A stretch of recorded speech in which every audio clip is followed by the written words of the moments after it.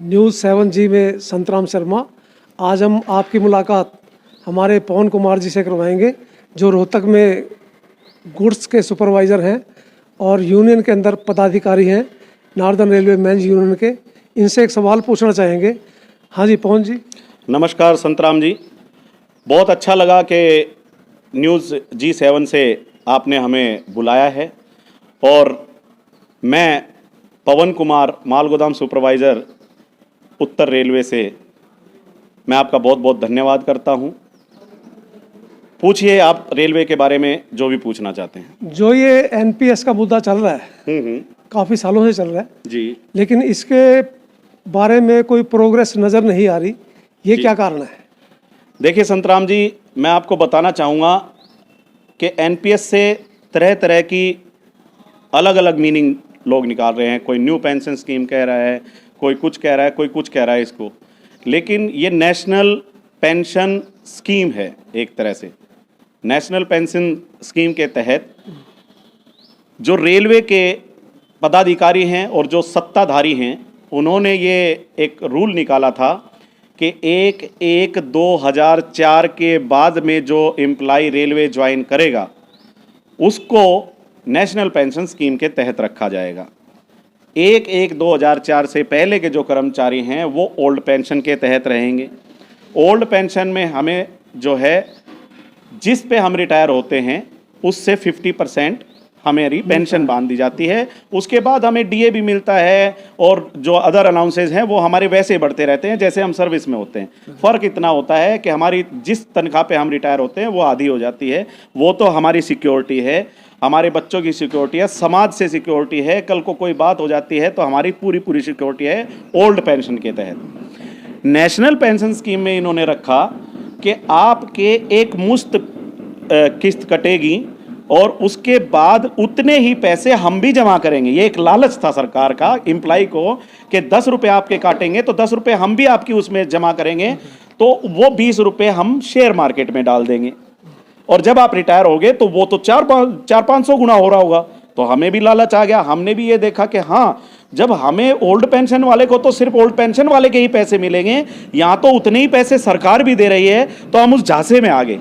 हमारे जो नए कर्मचारी थे और जो अदर एम्प्लॉय थे वो झांसे में आ गए। हमारी उन्हें अनुमति कैसे मिली कि अरे ये तो बहुत नई चीज़ है और नई जनरेशन के लिए नई सोच है। नई सोच है तो नई सोच के तहत तो ये हमें बहुत कुछ मिल जाएगा। सच में ही ये बात है कि आज हम कोई पैसा कहीं अगर शेयर मार्केट में या कहीं भी लगाएंगे, ज़मीनों में लगाएंगे, वो कई गुना हो जाएगा जब तक हम रिटायर होंगे।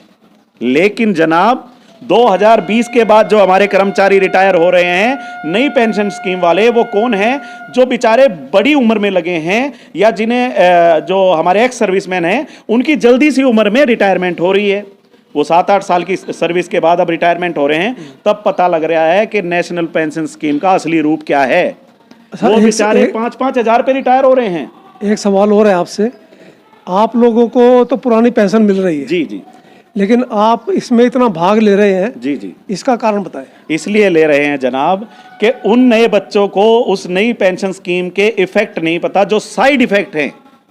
वो साइड इफेक्ट इतने बुरे हैं कि उनका आने वाला जो भविष्य है वो बिल्कुल अंधेरे में है। नई जनरेशन जो आएगी उनके लिए सत्ता ने कुछ नहीं छोड़ा है। हम आपको बताना चाहेंगे कि जो न्यू पेंशन स्कीम के बच्चे हैं, अब जो रिटायर हुए हैं 2020 के बाद, उनकी 3000, 4000 ऐसे रिटायर हुए हैं बच्चे। वो 10-10 साल की सर्विस करके जो पूरी 40 साल की कर लेगा उसके भी 6-7 हज़ार मिलेंगे। आप मुझे बताओ, कोई परिवार में इज्जत नहीं करता है जब किसी की नौकरी चली जाती है। ओल्ड पेंशन स्कीम के जो हम हैं, हम भी जब घर में जाते हैं तो 80,000 रुपये लेने वाला जब 40,000 रुपये लेके बढ़ता है तो इज्जत में भी उसकी घट जाती है। ठीक। और जब वो कुछ लेके ही नहीं घुसेगा तो बच्चे क्या उसकी इज्जत करेंगे? बच्चे इज्जत नहीं करेंगे तो समाज क्या करेगा? और वो सरवाइव कैसे करेगा? श्रीमान, आज मेरे खर्चे कुछ नहीं है, लेकिन जब मैं 60 साल का हो जाऊंगा, जब मेरे को बीमारियां भी होंगी, मेरा स्वास्थ्य भी ठीक नहीं रहेगा, मुझे खाने के लिए और पहनने के लिए भी जो है निश्चित निर्धारित चीज और मुझे मोहताज होना पड़ेगा, क्योंकि मेरा परिवार भी बड़ा हो गया हुआ। अच्छा, एक सवाल और है। जी जी, अभी आपके जो महामंत्री AIRF के महामंत्री शिवगोपाल मिश्रा जी, उन्होंने न्यू पेंशन स्कीम के बारे में कोई प्लानिंग बताई है। हाँ हाँ, तो वो प्लानिंग क्या है? जी मैं बताना चाहूँगा। 2004 के बाद के कर्मचारियों को न्यू पेंशन स्कीम में रखा गया, तो इसकी आवाज़ लगभग 2010 के बाद उठनी शुरू हुई कि भाई ये नहीं होना चाहिए, क्योंकि फिर कुछ यूनियंस, फेडरेशंस, जो ट्रेड यूनियन है वो आनी शुरू हो गई कि भाई ये गलत है, उन्हें समझाया। नए बच्चों की समझ में नहीं आ रहा था, इसके लिए पुरानी पेंशन स्कीम वालों को जिनकी समझ में आ रहा था वो इकट्ठे होते थे, वो आवाज़ उठाते थे। नए बच्चों को बुलाते थे, वो इसलिए नहीं जाते थे यार क्या है यूनियन, हमारी तो समझ में, हमें तो कुछ मिलेगा नहीं। अरे नहीं, कुछ गफलत बाजों ने उनको ये भी बहकाया कि भाई साहब आपकी ये छीनना चाहते हैं तो बहुत बढ़िया स्कीम है, क्योंकि उसकी पब्लिसिटी ज़्यादा हो गई थी एनपीएस की। इसलिए अब जब उनकी समझ में आ रहा है तो नए बच्चे भी जुड़ते चले जा रहे हैं कि सच में कुछ नहीं मिल रहा, क्योंकि सोशल मीडिया से आप लोग देश का दर्पण हो, आपसे ही तो पता लगता है कि किस चीज़ के साइड इफेक्ट आने शुरू हो गए। 2020 के बाद जो रिटायर हो रहे हैं तब से पता लगना शुरू हो गया। अब आपको बताना चाहेंगे कि अलग अलग हमारी कम से कम सैकड़ों यूनिट्स हैं, एजुकेशन है, हेल्थ है, फर्म्स हैं, कारखाने हैं, दुनिया भर की यूनिट्स हैं जिसमें ओल्ड पेंशन बंद कर दी है। जैसे टीचर्स हैं, सैनिक हैं हमारे जो देश की सेवा कर रहे हैं, ऐसे ऐसे लोगों की ओल्ड पेंशन बंद कर दी है। तब ये अलग अलग जो है आवाज़ उठाने लगे, लेकिन उस आवाज़ का कोई फ़ायदा नहीं हो रहा था, क्योंकि सत्ता इतनी मजबूत है। जब विपक्ष को जीरो कर रखा है तो हमारी आवाज़ कहाँ सुनेंगे, कर्मचारी की आवाज़ कहाँ सुनेंगे। अब जो है आपको मैं नई चीज़ बताना चाहूँगा कि 21 जनवरी से एक नई मुहिम चालू हुई है जिसको शिव गोपाल मिश्रा जी को श्रेय जाता है। AIRF जो हमारी फेडरेशन है, ऑल इंडिया रेलवे फेडरेशन है, उसको ये श्रेय जाता है कि उन्होंने एक काउंसिल से बात की जो NJCA कहलाती है, नेशनल जॉइंट काउंसिल एसोसिएशन का एक मंच है जिसपे सभी अलग अलग यूनिट के लोग इकट्ठे बैठकर अपनी आवाज़ पहुँचा सकते हैं। उस NJCA मंच पे 21 तारीख को इस चीज़ का एक फ्रेम तैयार किया गया सरकार को दिखाने के लिए कि हम कितनी मजबूती में, कितनी ताकत में हैं। दो बहुत अच्छे काम किए शिव गोपाल मिश्रा जी ने। एक के सबको एक साथ बिठाया, दूसरा कि उसका एक फ्रेमवर्क तैयार किया कि 21 टू 21 टू 21 टू 21 हर महीने इसके लिए हम फेर बदल करते रहेंगे, और जहां सरकार की समझ में आएगी वहां ओल्ड पेंशन हमें चाहिए। और हम इस बात की गारंटी देते हैं कि जिस तरह 21 जनवरी को हम वहां इकट्ठे हुए, 78 यूनिट्स जम्मू एंड कश्मीर तक के अध्यापक वहां आए हुए थे, उससे तो मुझे पूरा विश्वास हो गया कि 2024 में इलेक्शन से पहले हमको ओल्ड पेंशन मिल जाएगी नए बच्चों को, गारंटीड मैं देता हूं, क्योंकि उन्होंने फ्रेमवर्क तैयार किया कि 21 जनवरी को हम इकट्ठा होंगे, 21 फरवरी को हम जो है एक सिग्नेचर हस्ताक्षर अभियान चलाएंगे। उसमें जो है कोई भी ज्वाइंट सेक्रेटरी, जो हमारे सेक्रेटरी हैं जो प्रेसिडेंट के, उनको सिर्फ मेल करना था, वहां करोड़ों की संख्या में मेल पहुंच गई। अभी भी उनको ये हो गया है, हाँ भाई ये तो मजबूती में है। जैसे आपने देखा यहाँ पे मनोहर लाल खट्टर जी जो हरियाणा के मुख्यमंत्री है, उनका घेराव कर लिया, कितनी पब्लिक वहां थी, आधा हरियाणा वहां पहुंचा हुआ था। आप सोच के देखो, अब 21 मार्च को जो हम करने जा रहे हैं, हर हर हर हर हर स्टेट में, हर जिले में, हर डिस्ट्रिक्ट में रैलियां होंगी इसको लेके। जब एक दिन निर्धारित कर दिया जाएगा तो अपने आप ही सिर दिख जाएंगे और ओल्ड पेंशन मिल जाएगी संतराम जी। अच्छा, एक और सवाल है आपसे जी। एक ये हमारे यहाँ कई स्टेटें हैं, हाँ, हरियाणा, पंजाब, राजस्थान, जी जी जी, गुजरात, महाराष्ट्र, जो भी है, हाँ, कई स्टेटों के अंदर ये पुरानी पेंशन स्कीम कर दी गई।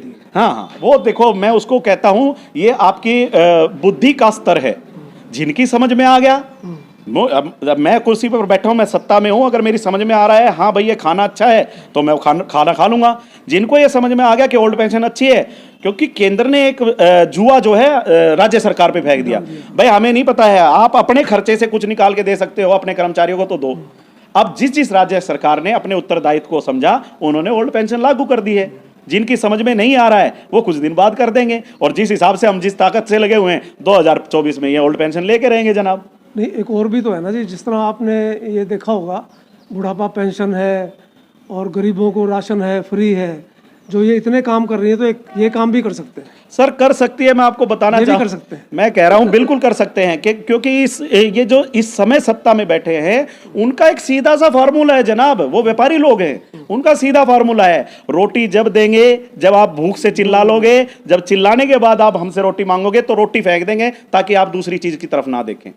लेकिन हमारे पास उसका भी तोड़ है, बुद्धिजीवी तो हम भी हैं, हम भी अनाज खाते हैं जनाब। हमने उनको सीधा सीधा कह दिया है, देश पर वही राज करेगा जो ओल्ड पेंशन को बहाल करेगा। सीधा सीधा हिसाब है, अब आमने सामने की बात है जी। तो अच्छा ये बताइए 2024 के इलेक्शन सर पे बिल्कुल, रेलवे के शिव गोपाल मिश्रा जी ने, हमारे 5 लाख कर्मचारी हैं, सीधा सीधा ये कह दिया है हम उसी पार्टी को वोट देंगे जो हमारी ओल्ड पेंशन बहाली की गारंटी देगा। बहुत बढ़िया, बहुत बढ़िया। अब आप देख लो कि हमारे 5 लाख के साथ हमारा परिवार भी है, हमारे रिश्तेदार भी हैं और आप भी जुड़े हैं जनाब। धन्यवाद, धन्यवाद। तो आज आपका बहुत बहुत धन्यवाद, आपने समय निकाला। धन्यवाद, न्यूज़ धन्यवाद। 7 जी में आपका हार्दिक स्वागत है। धन्यवाद। Thank you, thank you, thank you. नमस्कार जी।